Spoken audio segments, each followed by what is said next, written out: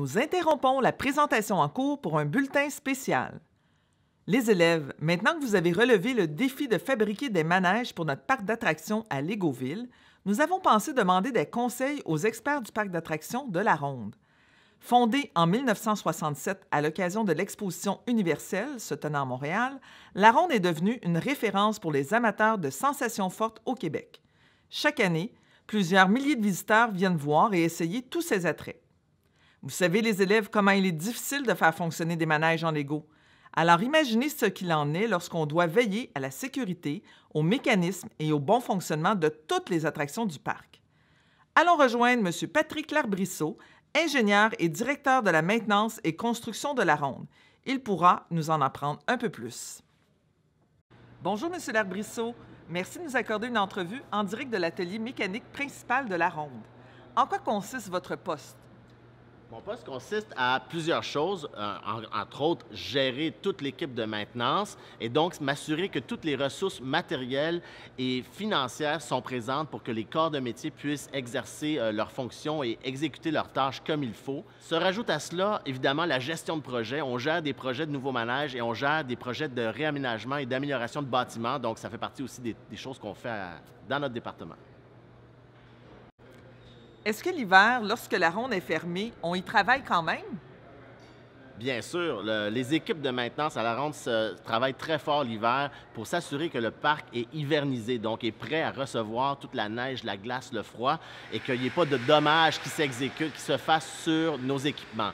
En plus, on s'occupe de tout, désassembler toutes les montagnes russes et s'assurer, dans le fond, que toutes les pièces d'usure sont remplacées. On fait des vérifications complètes en profondeur et toutes les pièces, après ça, sont remontées pour réassembler le manège pour qu'il soit prêt pour l'ouverture avec le public. Combien d'employés s'affairent à l'entretien de la Ronde pendant l'hiver et pendant l'été? Pendant l'hiver, nos équipes sont un peu réduites, effectivement, mais on a quand même à peu près 35 personnes au niveau du département de maintenance qui s'affairent dans tous leurs projets, dans toutes les tâches qu'ils doivent exécuter pendant cette période plus creuse au niveau du public. Pendant l'été, on est à peu près 80 personnes, donc dans 11 corps de métiers différents, donc s'assurer que les manèges sont prêts à chaque jour pour recevoir le public et à faire les inspections et les réparations requises là, tout au long de l'été. Quelles sont les principales tâches que les employés doivent accomplir à chaque jour avant l'ouverture des portes? Il faut bien comprendre qu'à la Ronde, la sécurité des clients est notre principal objectif. Dans le fond, on s'assure que tous les manèges soient sécuritaires. Et donc, pour ce faire, nos équipes d'entretien font l'inspection complète de tous les manèges à chaque jour et commencent très tôt pour faire ça. Ils commencent à 5 heures le matin, donc pour être sûr qu'à l'ouverture, donc soit 10 heures ou 11 heures, dépendamment de l'horaire d'ouverture, que les manèges sont en totale et bonne condition pour recevoir le public. Parlez-nous du manège qui est mécaniquement le plus complexe. Le manège qui me vient en tête au niveau complexité, c'est sans aucun doute le Goliath. Donc, le Goliath, par son envergure, par la complexité de son système de vérification, le nombre de trains, tous les systèmes de redondance, le garage avec sa plateforme de transfert, tout ça fait en sorte que les contrôles sur ce manège-là, le système d'automate programmable, dans le fond, qui est un peu l'ordinateur qui contrôle tout ça au niveau manège, tout ça, c'est très complexe. En fait, c'est le plus complexe qu'on a dans le parc. Et donc, ça prend des équipes chevronnées, comme le sont nos équipes, pour s'assurer que tout fonctionne bien et pour bien connaître et comprendre la maintenance sur ce manège-là. À la Ronde, quel manège est le plus haut? Au niveau hauteur, le manège vraiment le plus haut qui surplombe le parc, c'est la spirale. En fait, c'est notre tour d'observation qui culmine à 100 mètres au-dessus du parc.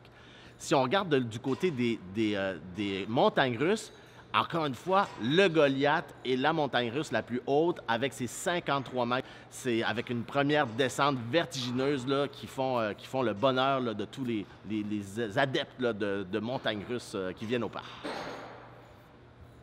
Quel manège peut accueillir le plus d'amateurs en même temps?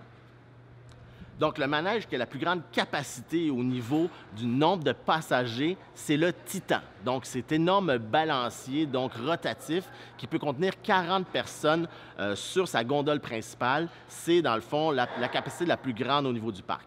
Le deuxième manège qui a une grande capacité, c'est le Goliath. Au niveau des montagnes russes, le Goliath, 36 passagers par train, et donc s'assurer qu'il y ait beaucoup de gens qui viennent visiter ce manège qui est quand même de renommée internationale, je dirais.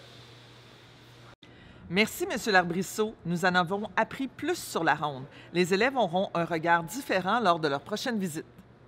Ça m'a fait plaisir, Madame Sans Souci, de vous avoir un peu donné un peu d'informations sur ce qui se passe au niveau de la maintenance. Et donc, on va être prêt à vous accueillir à l'ouverture du parc le 19 mai prochain. Et venez en grand nombre, ça va nous faire plaisir de vous avoir à bord tous nos manèges. C'était Brigitte Sans Souci, de retour à notre programmation régulière.